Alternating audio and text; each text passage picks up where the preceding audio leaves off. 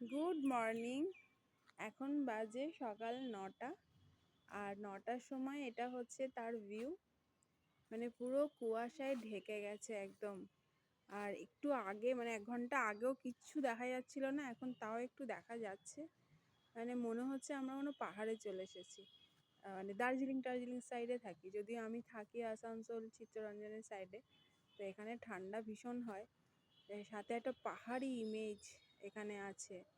মানে দেখলে মনে হবে অনেক ছোট ছোট টিলা, এ ধরনের পাহাড়েই আছে, এরকম একটা ব্যাপার মনে হয় আমার।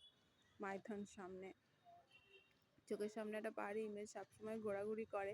আমি বলিও, সেটাই আমি দেখাচ্ছি কি অবস্থা আজকে।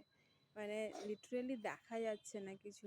একটু আগে তো আরো মানে যাতা অবস্থা ছিল, এখন একটু মনে হচ্ছে যে দেখা যাচ্ছে একটু।